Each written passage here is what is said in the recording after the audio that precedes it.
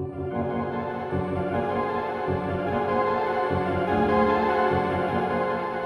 we're gonna get into the whole idea, the drawing, the idea, the sculpting, the finished product Okay. that you have to do from a client or a director, the ideas that they want that you have to build from. So tell me, when a director comes to you, or I'm not sure if it's the director himself that comes to you and say, hey, we want, if you're working with a group or a crew, we want this idea. And do you sketch it out? Like, how do you begin to do the process of that? A lot of times, projects that I've started on, there would be sketches and stuff already started. Right. So the director might have already had comic book artists, such as on Ghostbusters. They had Bernie Wrightson and William Stout and several others who would give pre-ideas. Okay. So that by the time that we were showing up ready to build, there might have been sketches already that had been approved, or at least thoughts or concepts. And so it depends on how locked in they are to these ideas. But as a builder, sculptor, designer, and somebody who has to make the stuff come to life on set, I have to put my own 2 cents in. Certain things might have to be changed. If something's got short arms but it has to scratch its head, you got to lengthen the arms. So some things through my experiences I've known that have to be changed and made ever so slightly differently. So what project, commercial, TV, or film, did you work on where you knew that this is what I want to do for the rest of my life? Like, this is it. Right. It started out, I think, even within the first couple of jobs, and even before, I really felt that it was something that really interested me. I didn't know that I wanted to work in a trade, or I was looking for something creative. I always enjoyed weekends where I could build puppets at home. So for many years through childhood, I was building and designing and trying to develop my own puppet building skills.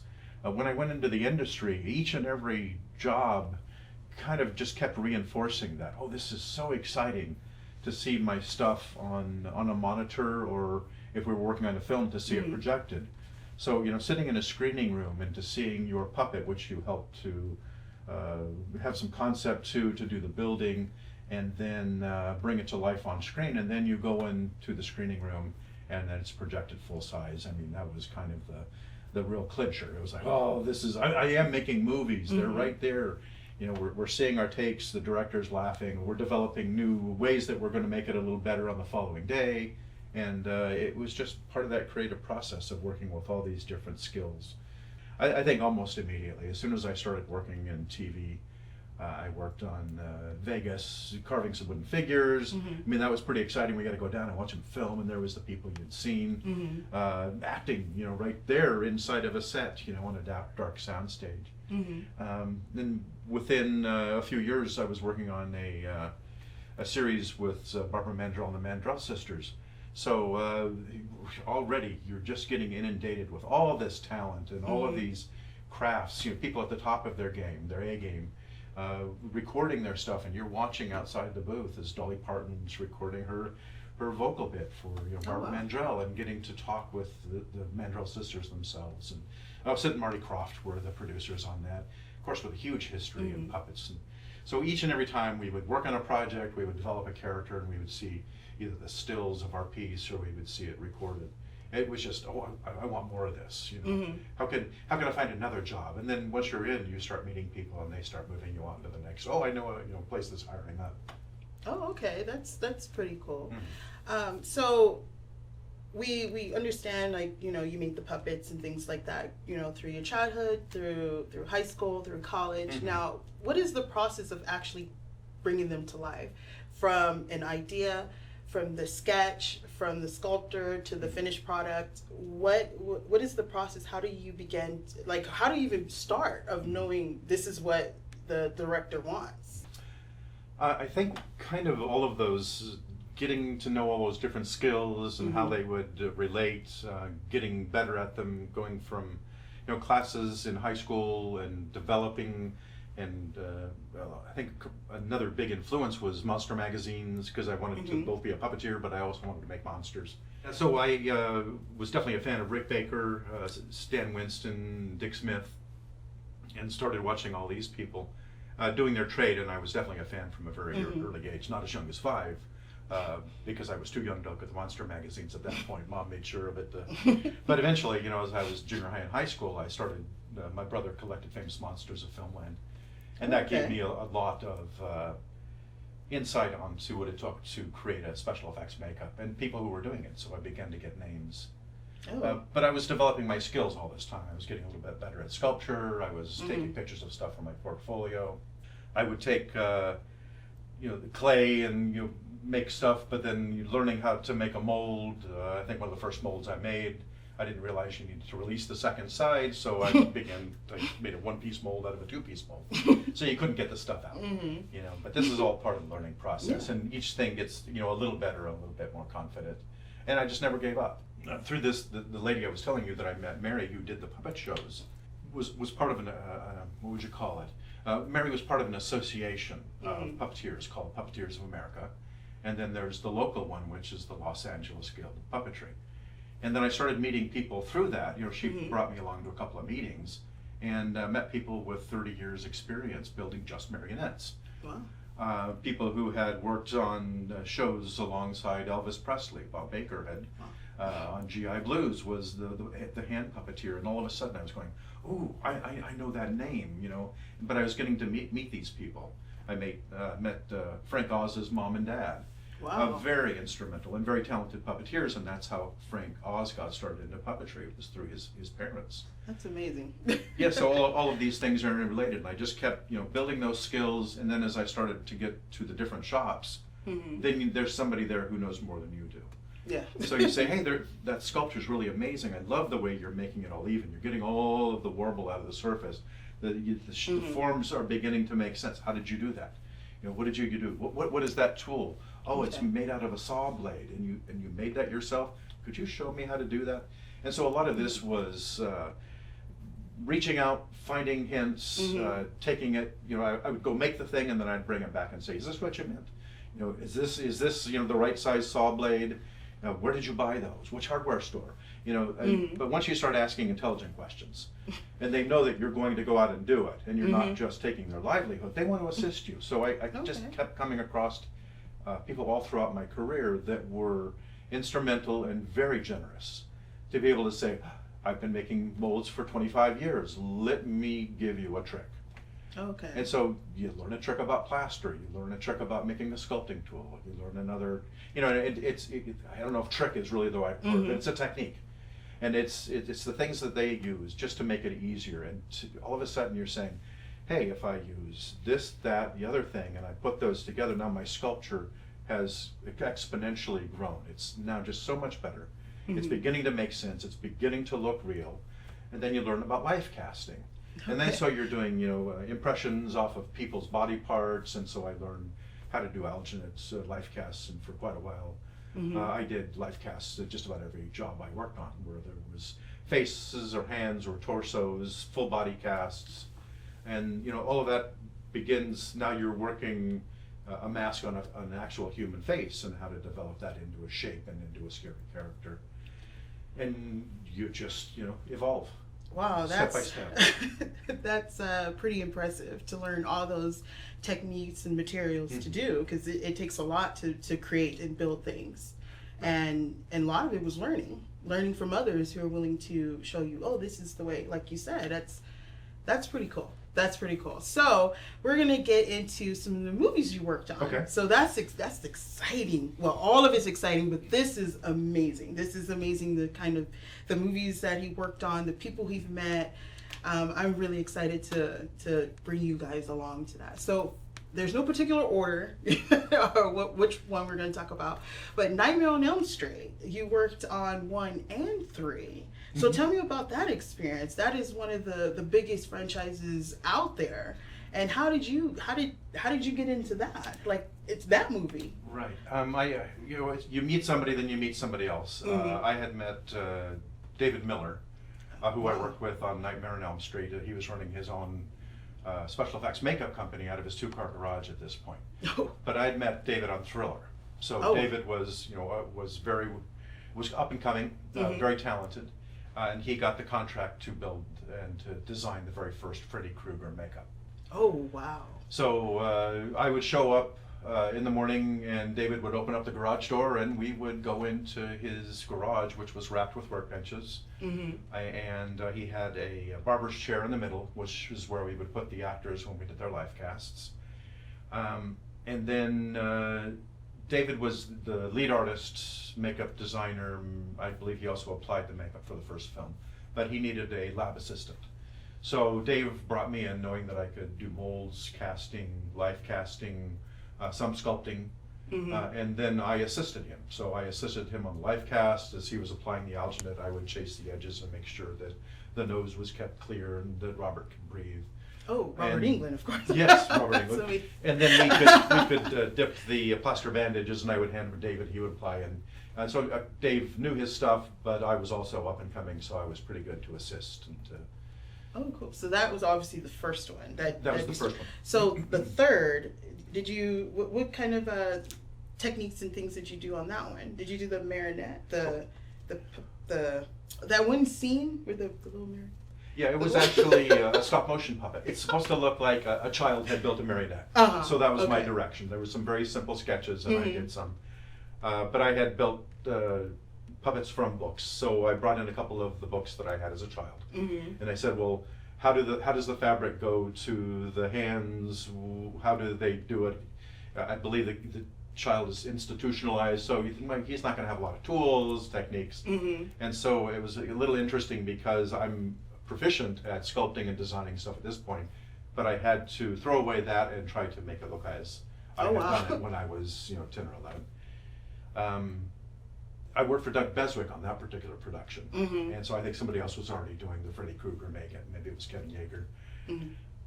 And then I worked with Teresa Burkett and myself, and we did the fabric work for the body. It was actually a stop-motion puppet with a full steel armature ball and socket. But I sculpted the head out of Sculpey so that it looked very lumpy and childish, not very well formed. And I cast those and designed how all of the fabric was cut and looked like it was rudimentarily put together. So I think that was pretty much it for me on there, but then that was turned into a replacement animation thing that Doug Beswick's company was in charge of, making all these different heads so that when the marionette jumps off the wall and it grows, it turns into Freddy Krueger. So it's an amazing you can see effect. the head change from just some ball of clay to amorphous blob. and then it morphs into his face. That's pretty cool. So that's so amazing that you met Robert Englund. Yeah.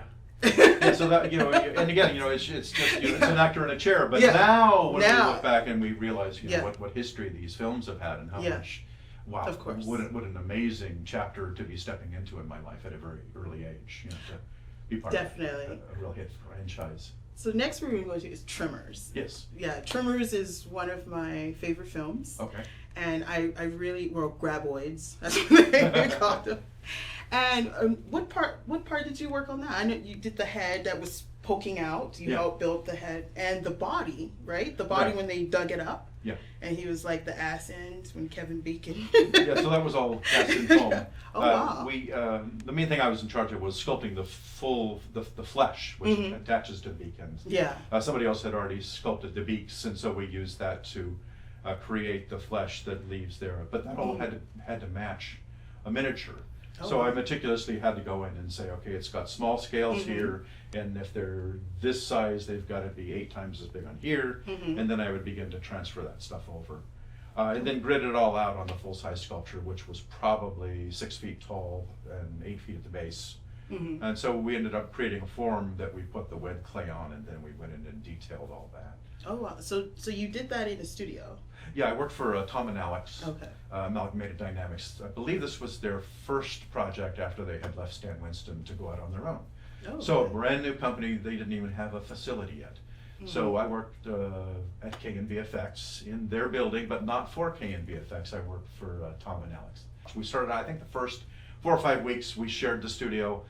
At this point, the guys are looking for their own place that we could move into. And so I was part of the process of helping move the workbenches into the studio, getting it set up.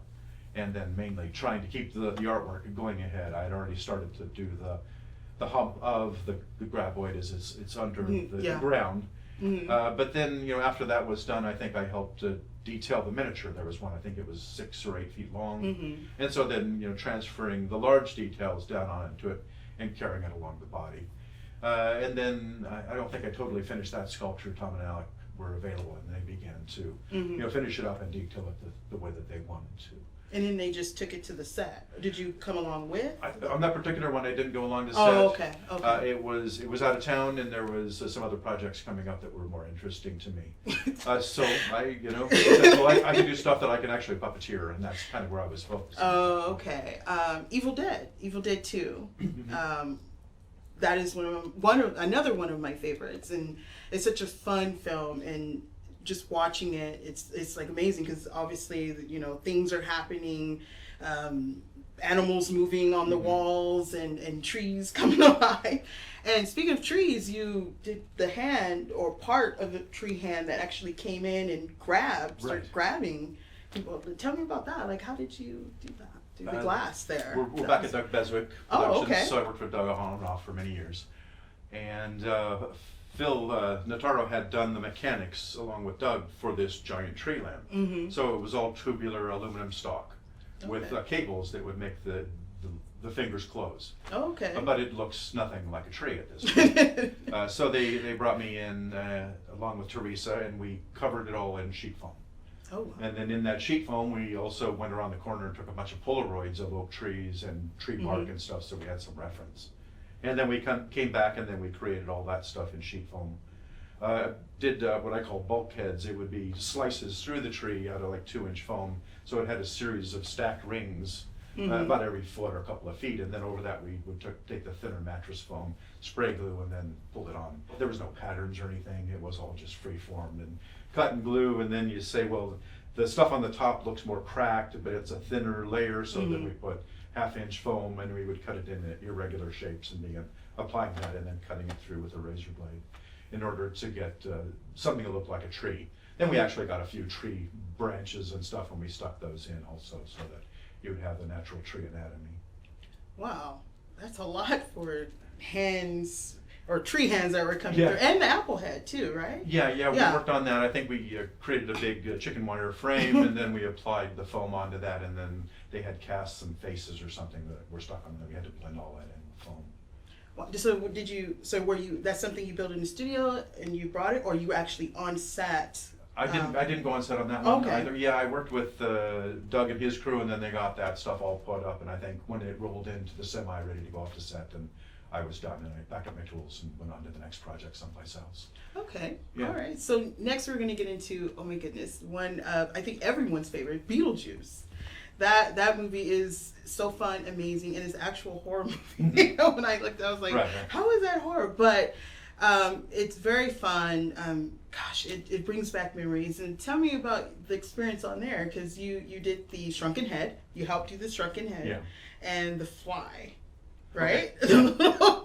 The Fly, and also was it the part where the hands rolled out? Or I did a bit bunch that? of different effects. Yeah, so tell me about that. How was that experience there? That was really amazing. The puppets had already been built by Bob Short and his crew.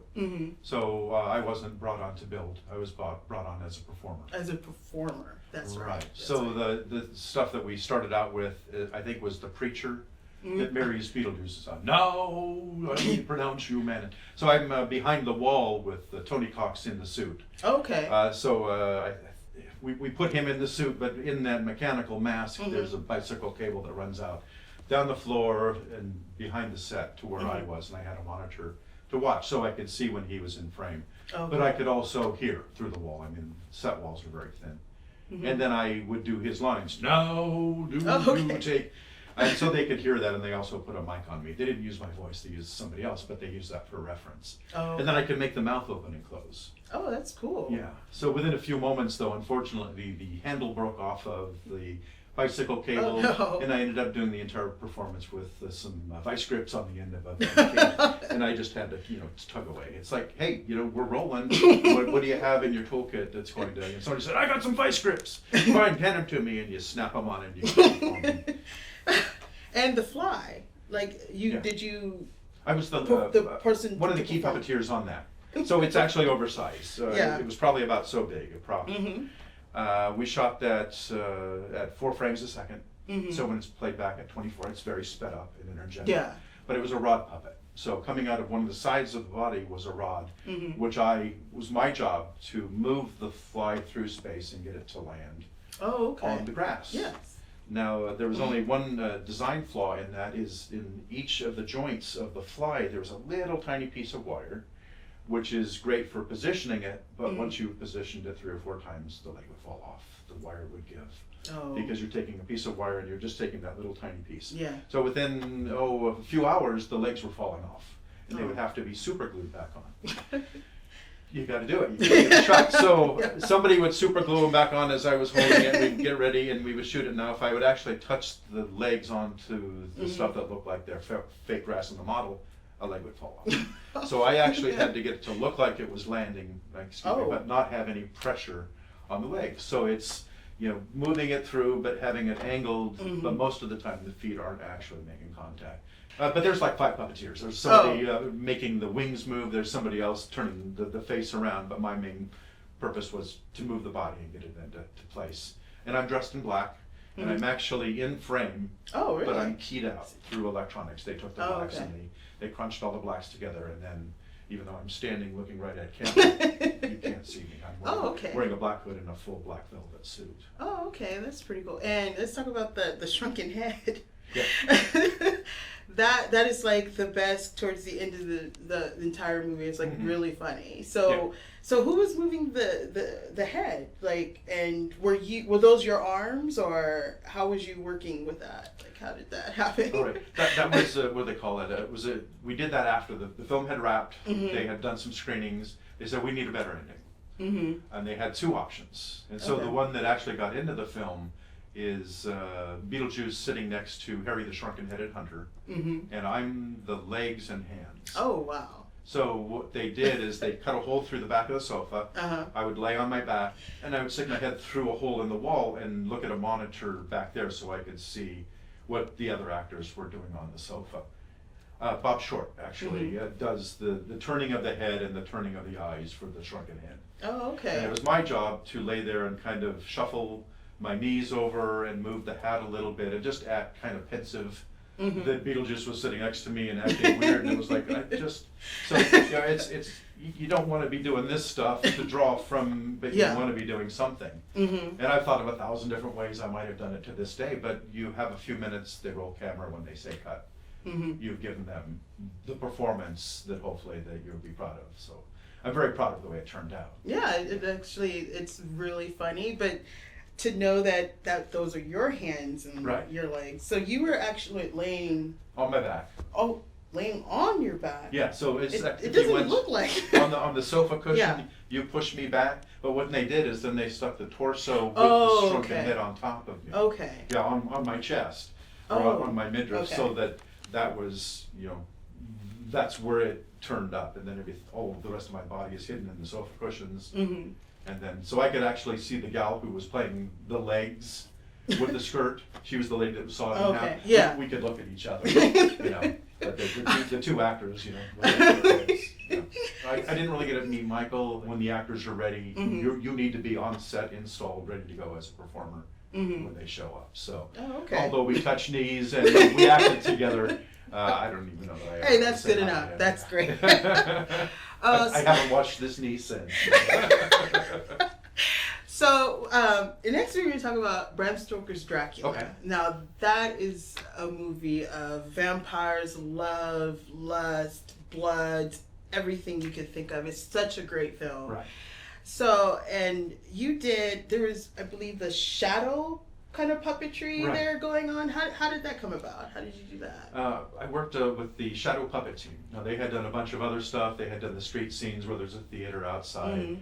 But they definitely wanted a feel of handcrafted filmmaking tricks that were done in the camera. So we provided the shadow warriors that are marching up the hill, all the stuff in the background, kind of this red clouds over everything. So a lot of that was, we had a whole series of shadow puppets all cut of masonite. built by Don and Fred, and they had cut out all these characters, and then we put them onto a mat, and then we stuck like 50 of them together, but some of them had arms that would raise and lower, or spears, so we would run a line through 10 of them, so that in the back somebody would have 4 or 5 lines and they could pull this, which would make different characters in this lineup move their lances or whatever in different ways. They're very simple. There was only like one movement per puppet, but every one had a slightly different shape or whatever. So when you get them all moving and you look way off into the background, you see this whole legion of soldiers coming up over. And then they had some shadow puppets of different sizes, some archers and other ones, which were a bit more elaborate. And then so some of that stuff I ended up doing, the puppet that was closer than the ones in the background. But it was a full day, and it was a 23-hour shoot day. So we showed up, I think it was 6 o'clock one morning, and we left 5 o'clock the following day. We shot through the night, but we shot. Oh, okay. There was just so much stuff that they wanted to have this illusion of the puppets off in the distance and the silhouettes moving. Including Gary Oldman was there putting the guy up on the pike when Gary is wearing the full lobster suit. And so I got to watch this stuff going on as I'm doing my job and pulling strings over. And so he was there the whole time with that suit on? They keep the actors cool and air conditioned until they're ready. And probably the second we knew when he was getting ready, and we had to make sure that the second he came out and he did his bit. And I think he did some stuff without his helmet on, with the full wig and makeup and stuff. Let's get into the Ghostbusters. Okay. Because if you don't know, he was the original Slimer who helped on the Ghostbusters. He helped Slimer and among other characters, but Slimer is you, and you are Slimer. So let's talk about that. Okay. Ghostbusters. How did that come about? That's such a great film. It's everything. It's every childhood. It's everything that it's just a masterpiece in itself. So how did you get involved in Ghostbusters? Let me see. The track that got me to Ghostbusters was meeting a couple of people. I was out working in the industry. And so there wasn't like a very clear, succinct path from starting to getting there. It was, I met a couple of people. And so I had met Kevin Brennan, who had worked for Rick Baker. Kevin Brennan was in California, but Rick had taken his crew off to England. And through Kevin, I met Doug Beswick, who had been a friend of Rick's. And so I had met a bunch of different people that got me to Steve Johnson. Okay. And I had met Steve when he had come back from Greystoke and was starting to do some of his own personal projects. And Steve needed some help taking some still shots of a project that he had done, a personal project. So we went up to Griffith Park to do some stills, and it gave me a chance to get to know somebody. But also in his shop, he was trying to get a body to fill up with foam and wasn't getting it to complete. So I said, hey, drill some holes in the elbows, fill the hands with foam, and then fill the torso. So Steve went from, I think it was 2 or 3 attempts to get this project to work, didn't get it to happen. This is just a few months before Ghostbusters. So already Steve was aware that I could help him solve problems, that I had a good head on my shoulders, I paid attention, and I got a call from Steve Johnson. Oh. He had finally been approved to go ahead and put the creature crew together for Ghostbusters. Okay. Yeah, nobody knew who Ghostbusters were or what it was. It was brand new. It was a script. And then he had me bring in my portfolio. And I showed that to Steve and Stuart Ziff, who was running the creature shop. It was Stuart's job on a day-to-day basis to make sure that projects were getting completed, they were going to finish on time, where Steve was in charge of artistics, aesthetics, creatures that look great on film. And they liked my portfolio. And Steve said, you will be starting tomorrow building the Marshmallow Man, and you're going to be in the suit. I thought, great, I'm going to do the Marshmallow Man. A couple of days go by, I think this was like a Wednesday or something. I came in on Monday to start working, and I said, okay, I've seen the Marshmallow Man, we've talked about the designs, I can go ahead and get, somebody else is going to be doing the Marshmallow Man and being inside the suit. And so that was Bill Bryan. Because his portfolio is filled with foam fabrication, which I had one piece. He had dozens of pieces. So I came in and they were kind of figuring out, where are we going to put Mark? How are we going to use him? I was bummed because I wasn't going to be a character in the film. At this point, I had already done a bunch of puppetry. I had my SAG and AFTRA cards, so I was ready to go in front of camera. So I was fine with that, but I thought, okay, so what are you going to get me to do? How can I shine here? And Steve said, let's start sculpting parts for the librarian. We have to have a chest plate, which would be the ribs, and let's start working you on that. So I think I worked on that for a few days, and Randall William Cook said, oh, we need to have all these horns done for the terror dogs. I did horns and claws for terror dogs for weeks. Matching them, Randy had already done miniatures. I had to do the full size. All of this time I was looking at Slimer. I said, they don't know who they're going to use in that suit. They've got an idea, but he's somebody from New York, so I'm here. You know, so it was my job that every time I was doing something, it was part of my audition. You know, not officially, but that I could show them. And so as we were developing the terror dogs, I would climb into it. It was my job. They would say, okay, is this working right, Mark? Go climb in. And I would move it around and turn the head and say, it's a little stiff. Maybe if we changed how the hips fit into the shoulders, maybe that'll help us. And so I just kept saying, how about me? I could be Slimer. How about me? I could be Slimer. Steve said, no, you're not going to be Slimer. Not going to be Slimer. No way, we got somebody. I'm going to use somebody. Oh, come on, Steve. I'd be really good. No, Mark, you're not going to be Slimer. Okay. So that was months. You know, months and months and months went by. Steve's doing maquettes for Slimer. We've seen the storyboards. We're getting closer and closer to shoot. Steve came in and said, okay, you're going to be Slimer. All right! I'm very excited. But then they did live casts. And Steve started sculpting the actual full-size suit on my life cast. So, you know, one day I came in, they put me in leotards, they did a full body cast and head cast, so that when Slimer was finished, that it actually fit on my body. And as it got closer, we began to do tests and then review those tests on film, and just a month went by. Pretty soon, the puppets are built. And during all this time, I'm working on either the librarian ghost or the terror dogs to help those puppets get built. I spent a lot of time on the librarian ghost.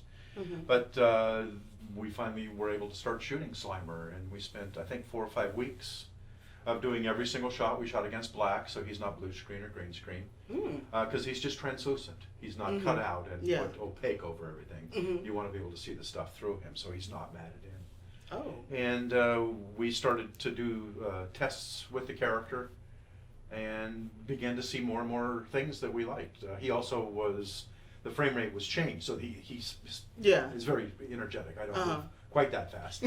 But we kept trying things. You know, what's funny, what looks good, and during our dailies at Boss Films, then we would review that stuff with a bunch of the crew members, with the special effects people, with Richard Edlund, and in the screening room, and we would all talk, you know, how do we get a better, of course they were talking camera, opticals, grain densities, and I'm listening to all this stuff. Oh, this is such an amazing education for me.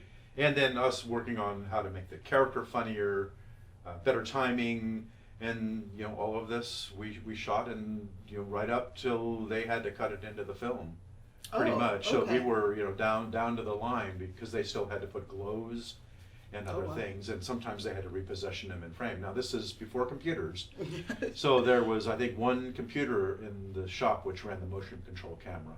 Very rudimentary, but it was the size of a large refrigerator. But you know, everything was done practically. So. And they were so, you know, pleased with the way that it all turned out, that I was able to, you know, keep the role, because even when you have it, it's all about, you know, your daily work is another audition. You know, are they happy with you? Are you making them laugh? And you know, as far as I know, everything from production down, you know, even though we didn't actually get to work with Ivan, because this was all in-house at Boss Films at this point, he got to see the dailies about the day that we would, and then he would send his feedback and whatever. So all the movements that it was you, all those little whenever it's the arms moving, or whatever. So I'm doing, you know, the breathing in the hallway, or you know, flying down and into the camera. That's my arms sticking out of the suit. So we would slide a shirt on which had the arms first. Then I would climb up inside of the suit. The arms would get snapped. I had a helmet inside which attached to his head. And then a chin strap would be cinched up, so that whenever I would turn, his eyes on top of his head would move. Several other puppeteers, there would be one guy on the ground dressed in black who would be moving the jaw It was just attached to a rod. There was not a lot of cables and Really? stuff. Oh. Yeah, so it's very straightforward puppetry. Oh, okay. There was a lot of cables that came out to the eyes, eye blinks. The eyes also could poke in and out. The brows, cheeks were cables. Oh. But some of the chewing, the tongue was a Yeah. hand puppet. So Oh. slits were cut in the back of the costume, and then a puppeteer would slide his hand through. My friend Mark Siegel did that, and so we could have him, lick his face. Oh, wow. And I would be in charge of throwing the food into the costume, which was all going down my back and into my 4 pair of corduroys. So it's a lot of improvisation. We would try things. Steve just loved to try to push the envelope. So if he saw it and it was great, and you were sweating buckets, he would find a way to make you sweat 5 more buckets and get you more energetic. But that was his job, was Yeah. to push. Because when they cut the camera and they carry that film out to be developed, that's it. Yeah. So he was a great boss for me on that. I was always, hey, it's good enough, we got it. But he was, no, we got it. one more mile. So it definitely shows on film. Yeah, I met Steve Johnson. He's a pretty awesome guy. Right. He's quite a character. So that brings me to Fright Night. Okay. So there was a reason to talk about Ghostbusters first, Okay. and then Fright Night. Sure. Now, Fright Night is such an amazing vampire movie. I mean, when I first saw it, it was different. Right. It was very different. It was made for the love of the horror fan. If you ever watch it, Tom Holland, I met Tom Holland a couple of times. Okay. He's such a great director, writer. He's so funny. He's very straight to the point. And you had a chance to work on that set. And that was because most of the crew from Ghostbusters actually worked on Fright Night. So that same fun, very humorous but serious at the same time feel throughout the film.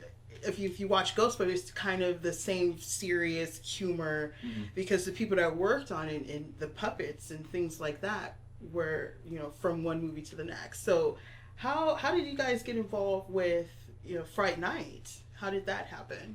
Well, I think what happened is that the project was brought back to Boss Films. Okay. Now, we were let go after Ghostbusters. I had gone off to work on some other projects. And then Fright Night came up. So Steve and Randy were in charge of the character design again, and then they brought me back in. So I'm assuming that meant that they were happy with my work on Ghostbusters, but maybe I was the only one left. But no, I worked very hard for them, and I think I did really good work. It just gave us a chance, once again, to push the envelope. Both Steve and Randy are very well-knowledged at all of film effects and film history and makeups and throughout time and characters. And so they took all of that, and then we applied it to Fright Night, right? Shortly thereafter from Ghostbusters. And we actually used some of the things that we didn't get to use on Ghostbusters. There was a skull that was made for the librarian, second stage transformation, which we never shot. I started building stuff, but the word came, no, the librarian, what we saw of her going, "Rah!" is enough. That's our first scare, we're done. Move on, go build some of your other stuff. So we really enjoyed the chance to get back together as a team. It wasn't everybody that was on Ghostbusters. It was very pared down from the amount of people that had been on Ghostbusters.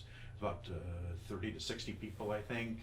And now on Fright Night, it was probably 10, 20, so a much smaller crew.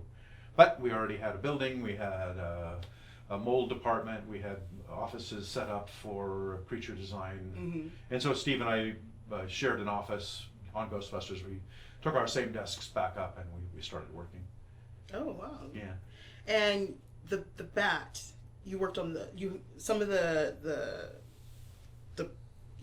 heads and the wings and things like that you helped build for that one particular bat that was like when it was dying on the wall because of the sun. That was your work that you put into I worked on a couple of different bats. I did the wings for the actual bat that scratches Roddy on the cheek and flies down the hall as a bat. Oh, we see that earlier in the film. Yes, we do. So I did bat wings out of latex, which I took the door off of the workshop and I sprayed coats of latex. Wow. And then in the middle, I applied veining, which I had a brass stencil made with all of the veins, Uh-huh. so that I could just airbrush over that, because I knew I had to do several sets of wings. I wanted them all to match, and then I'd flip that stencil and do the other wing, Okay. and then that's all sealed in with another coat of rubber. So if you see it from the outside, it's very brown, but if it gets backlit, you see all of the veining and all the parts of the bat wing. Oh, that's pretty clever. I really, Yeah, really do. and then I did the skeleton, Yeah. which is part of the disintegration when he flies through space and hits the wall. Yeah, Jerry, he breaks into flames, and that's the long skull, which was actually part of the librarian's transformation. So that's where that long skull was used. And so I helped to decide how the puppet was to be operated, and then I took a plastic skeleton from an anatomy company, which we cut up and made the arms shorter, made the legs shorter, and then I made fake bones to give them like bat wings. Oh, And that was okay. all puppeteered from behind the wall as flames are shooting out. Was it real flames? Oh. Yes, that was all practical flames. Oh. So again, we're actually before CGI was taking over the industry, and they Morris rigged up jets of different kinds of fuel so it would burn green. Oh. And we had one take to do that.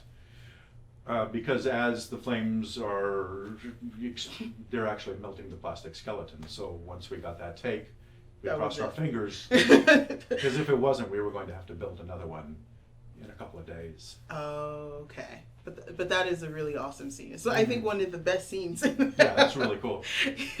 So we're gonna get into to one that I just think is so awesome. Mhm. That you have worked on, and that is Michael Jackson's Thriller. That's amazing in itself, to put Michael Jackson in front of anything, but to actually work on the set of Thriller, that must have been like the most exciting thing to do. And you met Michael Jackson. Right. Tell me about that. Tell everyone about that. That's so awesome. Yeah, I was brought in by Rick Baker to work on the makeup effects team for Thriller. When Rick had come back from Greystoke, he was putting together a new team, and wanted to see my portfolio. So I showed him my portfolio. At this point, I had quite a few things, and even a couple of films. And he decided to bring me in to be part of the team.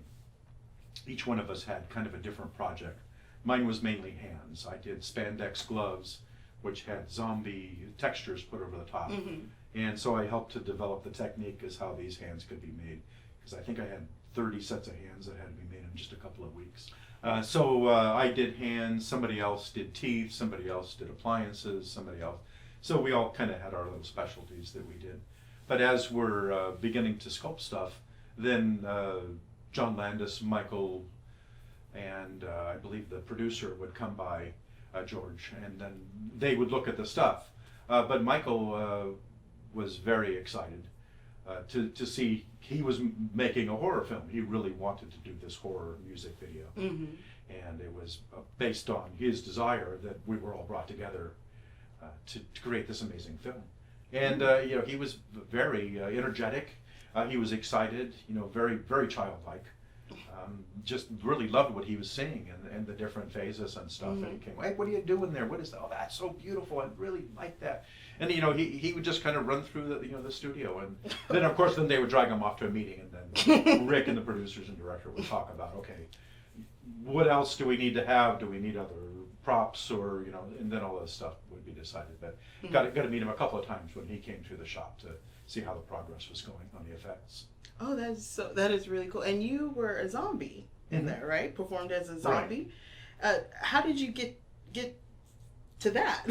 Well, that was part of our hiring was we were going to get to do cameos. Okay. And each of us got to do our own makeup. So I got to do design my own appliances and my teeth. And then of course, by that time, I had done a bunch of hands, so mine were even more deluxe. They had fingers that were supposedly broken off, and you could see the bones sticking out. And then the wardrobe department created the stuff that we wore to look zombie-like. They shredded up all of these suits and stuff, so that when we went to set and got into full makeup, then we would go into wardrobe and become the full zombie. So did you do any of those dance moves? I did not dance. No, I'm not a dancing zombie. I'm a walking zombie. Yeah, so strolling down the railroad tracks, I think I'm off in kind of the distance. And I unfortunately, didn't make it into the scene in the house where all of the zombies are coming out. Rick chose very carefully the makeups that he liked. And I was thrilled with my makeup. It's really beautiful. But just when you're dealing at the top of the competition with about 10 or 15 other professional makeup artists, they did better jobs. So it was, quite an education to work as hard as you possibly can and then just miss it by a hair. But I'm in the film when Michael and Ola Ray are in the movie theater and stand up to walk out. You can see my eyeglasses reflected in one of the back rows. We got to actually do our human cameos in the theater. Okay. So I'm now I have to go back and rewatch that. Pause it. Sure. Yeah. See, that's the guy way in the back. Yeah. And tell me about the face casting that you did on Michael Jackson. Yeah, I had already done through several projects, learned life casting with alginate and mold making. So it was the job of Tim and myself to find out how long it took alginate to set, and we would put ice cubes in the water. We would time it very deliberately. We would do life casts on each other, all of this preparing so that when the star showed up, Michael Jackson, that we were ready to do his life casts, and we knew exactly how many minutes it would take between mixing the alginate in the water and before it set. I remember that video, and they were putting something on his face. Yeah, that's the alginate. Was that you? Because there was a bunch of people in there putting it on. on. Probably Rick and Tim. Oh, okay. I'm actually the guy on the stopwatch, so I'll be saying 5 minutes, 4 minutes, 3 minutes, 2 minutes.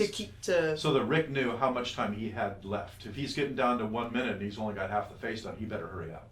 But Rick was, had done hundreds of life casts by that point.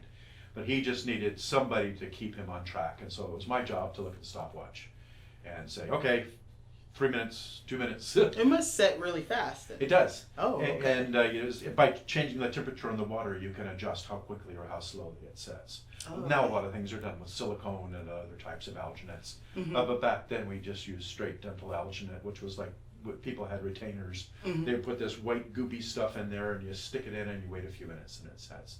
But that's the whole purpose of it being quick, is you want to get the actor in and out as quick as possible. Okay, so of all the ones that we talked about, mostly horror, but we're going to get into just a few ones that you didn't. You met Robin Williams on Hook, right? You actually did the Tinkerbell when she's like flying and it's like this big glow ball and little hands and things like that. That is really awesome. And how was that? And how was actually meeting Robin Williams? Yeah, it was a magical experience. I mean, to get a phone call, hey, it's Steven Spielberg's production assistant, producers, we're looking for, and we've been given your name. So they definitely called with the idea of hiring me to build the Tinkerbell. Somebody else had already built a version which they were not happy with. And when I saw what was previously made, my first instinct was it's too straight.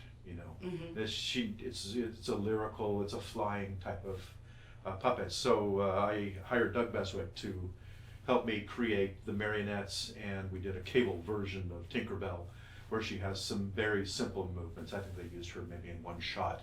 On the table, as we're panning down the table, she's sitting in a lantern. But mainly we used the glowing flying marionette. So the two leads from the shoulders, which helped support her, were the power leads for the light bulbs. She had 300 watts of light within her, but she had basically very little middle structure. She kind of had a bust line, hips, and then the arms, I made sure that they were bent in a playful position, that they weren't straight at all. But I jointed them only at the shoulders and the hips, so there weren't extra joints that might show in the film. And then when the pieces are cast in clear, and then I sanded them so that they had kind of not a polish, but a pebbly surface to it, so that all of those pieces kind of had a glow, so that when I lit her up and I would fly her into the scene, I could make her tilt as if she was flying, and her arms would change position. Oh wow, that's so that was cool. with a marionette control from above. And then Robin was just really supportive. I only got to see him a few times He came by when I think it was like the first day I was on set. Everything's all lit, and I'm over in the dark in a corner trying to practice and figure out how I can. And I would get up on an apple box and I would just work by myself. And first time he came by, he said, "Well, that's really nice." But about a week later, he came by as I was practicing. "Oh, that is just really wonderful. I really like the way that is, just getting better and better. You're doing a really great job." And off he goes. And it's like, "Oh, bye, Robin." Of course, he was in full makeup. He was and wardrobe. He was working, and he was going between set and probably back to his trailer. But he didn't just walk by. He didn't ignore me. He did come by and let me know that I was part of the team. And it was definitely appreciated. So I really cherish that. So of all the movies you've done, even the ones we have not mentioned, even the commercials, small projects, TV shows, and things like that, what was the most challenging construction or puppet that you created, or even helped work on? Like it was just challenging on the movements or getting the leg just right. Sure. And how did you fix that? The most challenging puppet would have been the librarian ghost. Really? For Ghostbusters. It was my job to take her from an actress, because we had rubber skins that were created that were the same or done off of life casts, to take those and stretch them in front of camera so that it became this library ghost, and her total look changed. I worked a couple of weeks just building a mock-up out of PVC pipe, drywall screws, pieces of 2x2, so that Steve Johnson could approve it. And we put the skin over this basic form and stretched it, and he finally said, "That's what she's going to look like when she's done." And then we took that to the mechanics. John Alberti and his father weren't in our shop, they had their own studio, so I would take this maquette or full-size mock-up to them and say, "Okay, we need to bring the head down 6 inches, but it also has to stretch too." And they would say, "Okay, that's 2 mechanisms, okay." And they would begin plotting from what I could say. They say, "Okay, now we're seeing that these arms are stretched out in your mock-up. Do you want that quick, slow? How do both of them stretch? Do they stretch together?" And I would be giving them notes, and then I would relay those to Steve, and he would give me approval, and I would ask them to continue ahead. So they finally built the mechanics, most of which actually was wood. I don't know if you know that. And she's not an audio animatronic. There's no electronics. Any of her moving is bicycle cables being pulled by levers. Oh, wow. So if the thing's being pulled down, the raising up, the pushing out of the chest, the pulling in of the eyes, all of this was put onto these controllers. It had really neat controllers which allowed me to put bicycle cables in about 20 different spots. Some were very close at the pivot and would only move a little bit when you pulled it a lot, or some were out farther on the stroke, so if I moved it a lot, it would move a lot. So I began to, after I got the mechanics, to cut the fiberglass pieces that had to go on, to figure out, okay, if I push the chest out, you're not going to see anything because it's going to push that rubber out as a sheet. So I had to actually go in and figure out where I could grab inside and pull the rubber. So as the rib cage in fiberglass is being pushed forward, the rubber is being pulled back, just by attaching a line on and attaching it somewhere inside of the structure. So a lot of problem solving, weeks and weeks and weeks of, okay, the arms are stretching, this is moving, but that's not moving. So I would move the cables around and try them in different places and unglue something and re-glue something in its place, or add spandex to reinforce, or I would cut away some of the rubber so it would move easier. So it's a lot of steps and figuring out for probably 20 frames, 24 frames in film. But that's what it takes. You have to put your whole heart into it so that when it's in front of camera, that you actually get the illusion to happen in real time. Okay, so the practical effects and computer effects, obviously it has moved on to, CGI, computers, people putting on suits with little balls on them. Right. They sound terrible, but those little, tracking, there you go, yeah. little balls on them. How has that, because obviously you've been in industry for a long time, and it was very hands-on in the beginning. Now it has moved on. It's still hands-on, but has moved into the computer. Sure. How has that affected so much of the visuals and just the industry itself? Like, is it I find it as a good and a bad thing. How do you see it? Well, it's a lot of creatures in films now, a lot more than when we were able to do them through practical puppet effects. Mm-hmm. I mean, you'll have hundreds, if not even tens of thousands, if not even hordes of creatures fighting, which would have been very difficult to do with puppets, puppeteers, crews of puppets. You have to remember that every time there's a puppet, there's either somebody with their hand up inside of it, or there's an umbilical of bicycle cables that runs out. Every time you move it to a new position, all of that stuff has to go along. And you have to cut holes in the set, you have to adjust the environment for this stuff which is attached to the puppet. Now they're able to get away with that in CGI by adding these creatures after the fact. So that was good and bad for me, because a lot of the stuff that I was doing as a staple for my career was no longer necessary. For a while there, they asked us to do the hand or whatever, which would actually come in and touch the actor. And so for a while there was kind of a boom, because there were so many more creatures being done CGI, that they needed all these interface kind of pieces where the actor could actually go up and touch or look into something. A lot of times they're looking at a mirrored ball or a green screen ball or something else just to give them place for an eye line. I really think that puppets on set really gave them something to act and react to, really puts an actor right in the moment.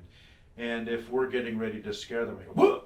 And they jump, well, it's there, it's real, they're reacting to something that's actually naturally happening on set. So yes, I do agree that to have a physical person there or physical puppet there for an actor to look at, it gives real emotion for their reaction.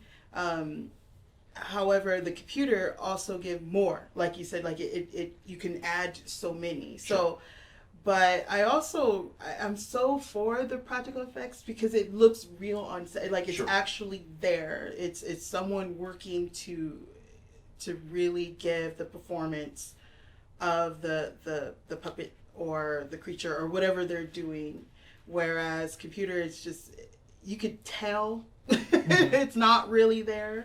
Right. But I'm so for the old school. I love old school. Right. I really do. So. And of course, you know that I love it, because that's what I did, and that's, as a kid, I grew up watching all the behind the scenes stuff, and I saw puppets, I saw models, I saw miniatures, I saw makeups, and I loved going to the monster magazines and seeing all those things being made by people. I want to know more about the people. I want to know more about the process. So it's not quite as interesting as seeing the computer screen to me. I love the technology. I love what they've been able to do.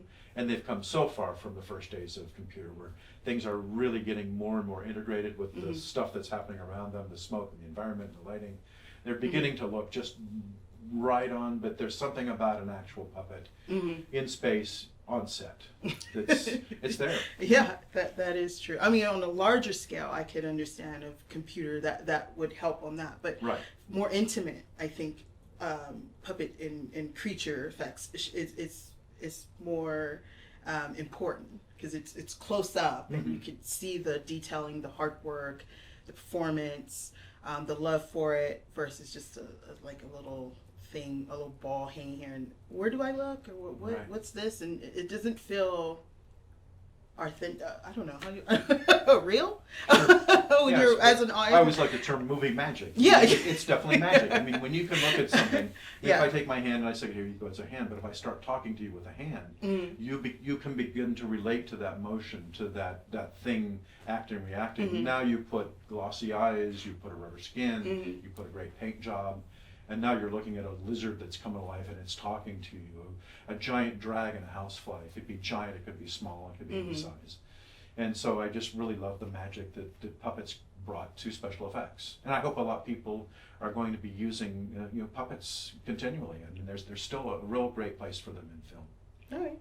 And I want to say thank you so much for sitting down and actually talking about your career, especially even Ghostbusters and the story behind that, and Fright Night, and you brought these things to life, and they were real, and you could touch them. It's hard work, and you love it, and you do it, and you're still doing it. Yes. So I really do appreciate that. Thank you so much. But there is something else but we have to show you soon. Oh, there's more. Yeah, there's more. It's so exciting. So stay tuned. Yeah. Welcome Who to my knows? home. Yeah. Take you a little deeper into the mind. Ooh. Yes. Thanks.